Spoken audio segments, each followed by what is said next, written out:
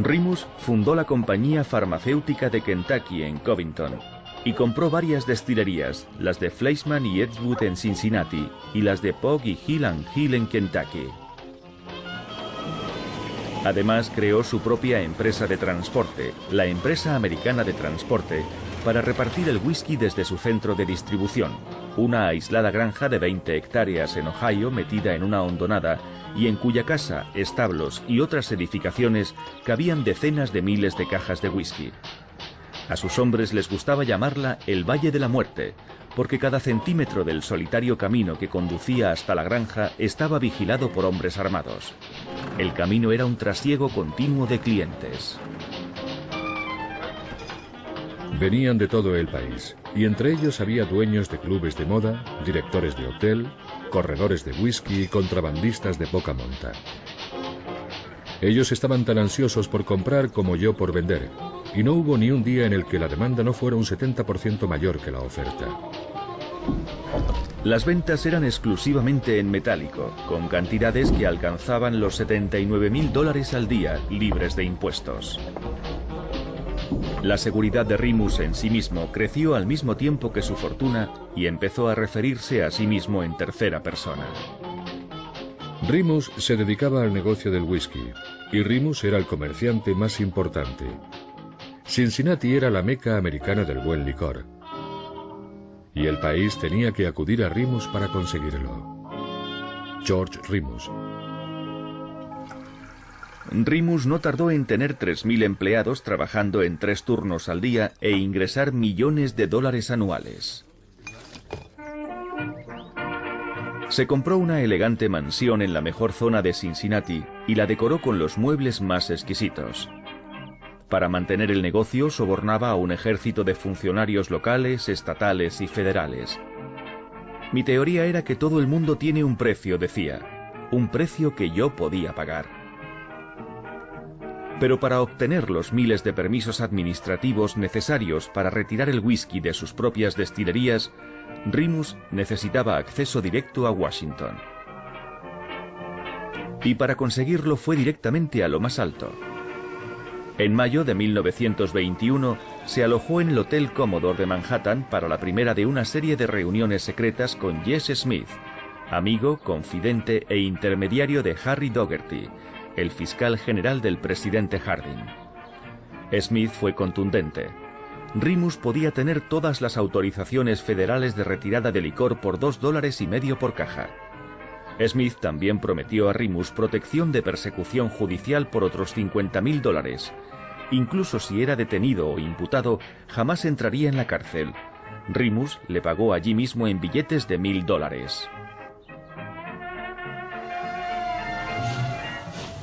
A lo largo de los meses siguientes, Remus y Smith volvieron a verse en bastantes ocasiones, en Columbus y en Indianápolis, en Washington y en Nueva York. Más adelante, Remus aseguraría que le había entregado en total más de $250.000 en sobornos. Tiene que entender que estaba continuamente de viaje.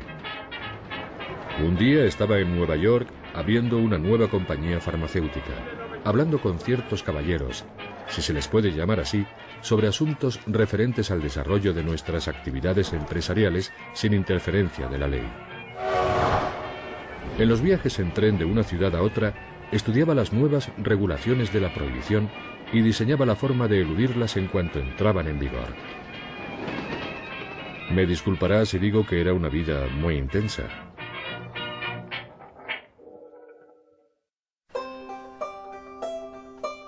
En los años 20, el nombre de Mabel Walker Willebrand era tan conocido como el de Sandra Day O'Connor. Era sin duda, exceptuando las artistas de cine, la mujer más famosa del país. Era una mujer muy seria, con mucho tesón y muy honrada, a la que se le encargó ocuparse de hacer cumplir la ley. Y eso fue lo que se propuso hacer. Cuando en agosto de 1921 el presidente Harding nombró a Mabel Walker Willebrand ayudante del fiscal general de los Estados Unidos con el encargo de hacer cumplir la ley seca, no parecía la mejor decisión. Era una joven abogada, acababa de cumplir 32 años, recordaba ella misma. demasiado joven para las responsabilidades que acababan de recaer sobre mí. Pero la vida ya le había enseñado lo que se podía conseguir con mucho trabajo e ideas propias. Mabel nació en una casa de adobe de las praderas de Kansas. Sus primeros recuerdos eran del carromato cubierto en el que ella y sus padres iban de una granja fracasada o aventura comercial frustrada a la siguiente. Hasta los 13 años estudió en casa. Después fue expulsada de un colegio presbiteriano por cuestionar la doctrina de la Virgen Madre. Se hizo profesora y se casó con el director del colegio donde impartía clases. Además de cuidar a su madre viuda, trabajó para pagar su carrera de derecho y la de su marido, y cuando éste pareció no estar dispuesto a asumir con ella sus obligaciones, se separó de él. Empezó a trabajar como abogada en Los Ángeles, donde defendió a más de 2000 prostitutas en un juzgado municipal de delitos menores y donde logró que los clientes fueran obligados también a aparecer ante el juez. Abrió un bufete que pronto llamó la atención de los líderes progresistas republicanos de California, que presionaron al presidente Harding para que la pusiera al cargo de los casos relacionados con el alcohol. Nadie quería el puesto, recordaba un amigo suyo. No tenía ninguna ventaja política, así que, cómo no, se lo dieron a Mabel. Willebrand no fue nunca miembro de la Unión de Mujeres por la Templanza Cristiana, ni tampoco había votado a favor de la ley seca. Incluso le gustaba disfrutar de una copa de vez en cuando, hasta que entró en el Departamento de Justicia y automáticamente se hizo abstemia. Para ella, la ley era la ley. Y había algo más. Toda mi vida he tenido una extraña sensación contra la que a menudo he luchado. Algo que parecía decirme: estás destinada a entrar en una crisis en algún momento, como instrumento de Dios.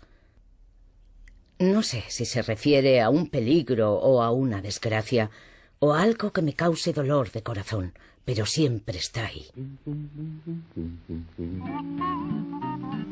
Willebrand, en aquel momento la mujer de más alto rango del gobierno norteamericano, no se hacía ilusiones. En sus propias palabras, la ley Volstead era pueril, endeble e ineficaz. Además pensaba que su jefe, el fiscal general Dougherty, era un político con piel de cordero y clara y rotundamente incompetente. Los agentes que recababan las pruebas necesarias para los procesos, se quejó, eran sacerdotes o corruptos totalmente inútiles en cualquier caso. A pesar de todo, no tiró la toalla. Organizó su propia brigada móvil de abogados, cuyo objetivo era sustituir a fiscales estatales o federales cuando fuera necesario. También presionó para conseguir una flotilla de la Armada y embarcaciones de la Guardia Costera para interceptar traficantes a lo largo de la costa de Florida. Y trabajó en estrecha colaboración con el Departamento del Tesoro para infiltrar dos de las organizaciones de contrabando de ron más importantes del país: los 6 grandes que operaban en la zona de Mobile, en el estado de Alabama, y los 4 grandes que controlaban la zona de Savannah, en Georgia, a los que preocupaba tampoco la posible interferencia federal, que hasta su detención financiaban un equipo de béisbol llamado Los Contrabandistas. Cuando Willebrand recibió un telegrama de Savannah informando de la condena de 72 contrabandistas, contestó con otro que decía: «Gracias al Señor». Era la clase de victoria que necesitaba. Traficantes importantes entre rejas y muchos titulares que acreditaran el trabajo del Departamento de Justicia. Y que las leyes antialcohol, contra todo pronóstico, se podían hacer cumplir. Digamos que, en cierto modo, Mabel Willebrand no se enteraba de la misa a la mitad. Se tomaba el trabajo totalmente en serio, con el objetivo de hacer cumplir la ley, pero no tenía el apoyo del secretario del Tesoro, Andrew Mellon, y contaba con muy poco apoyo político de la Casa Blanca. Pero Mabel siguió empeñada en eliminar la bebida del país. Primero, la moral no se puede legislar. Segundo, al legislar e intentar legislar la moral, creas oportunidades para los que no cumplen la ley. Si eras un matón, un carterista, un ladrón o un especialista en abrir cajas fuertes, sacabas algo de dinero aquí y allá, con mucho riesgo, pero nunca te ibas a hacer rico. De repente llega la ley seca y puedes seguir haciendo lo mismo que antes. Llevar mercancía ilegal de un sitio a otro. Abastecer a alguien de mercancía ilegal, pero ganando una fortuna. Y cuando empiezan a ganar tanto dinero, tienen poder. Y tienen dinero para comprar a políticos, lo que significa que pueden ganar aún más dinero. La ley seca fue lo mejor que podía haberles ocurrido a los delincuentes.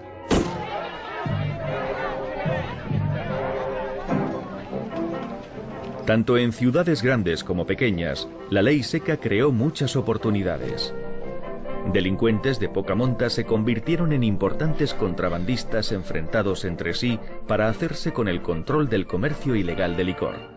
En las ciudades, los matones eran sobre todo inmigrantes o hijos de inmigrantes, judíos, polacos y rusos, italianos, irlandeses, con muchas ambiciones y muy poco que perder.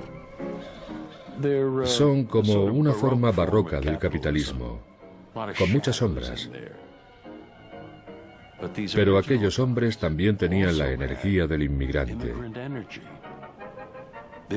Las clases dirigentes los habían despreciado. Y ellos decidieron hacerlo a su manera. Y así lo hicieron. Una mafia judía controlaba Filadelfia, Newark y partes importantes de Nueva York. En Detroit, la denominada Banda Morada era una de las más crueles.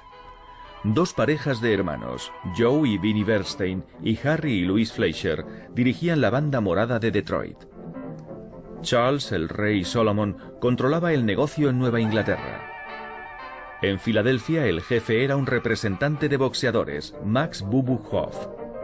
Vito de Giorgio tenía la última palabra en Los Ángeles, hasta su asesinato cuando su segundo de a bordo, Rosario Di Simone, ocupó su puesto. Johnny Latzia dirigía la zona de Kansas City, Missouri, en colaboración con el distinguido jefe demócrata Tom Pendergast. Nueva York era demasiado grande para un solo jefe.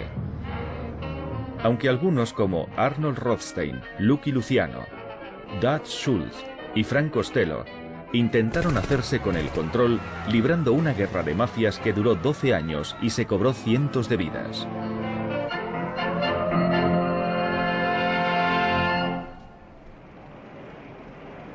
Pero fue Chicago la que se convirtió en sinónimo de asesinatos y caos para toda una generación.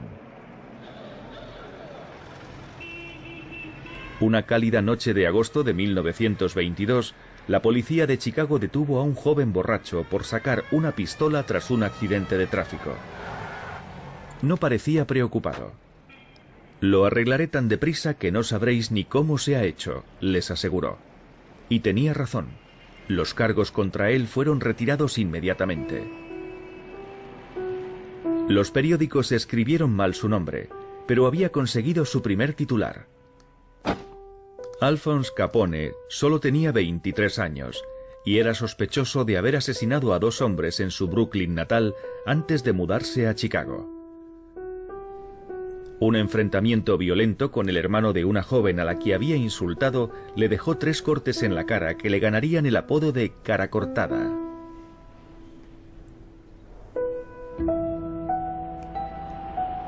Al Capone se había convertido en el principal ejecutor de Johnny Torrio, jefe del vicio en Chicago. Torrio enseguida vio cómo rentabilizar la prohibición y ahora presidía una insólita federación de jefes mafiosos de la ciudad. Estos pertenecían prácticamente a todos los grupos étnicos de Chicago.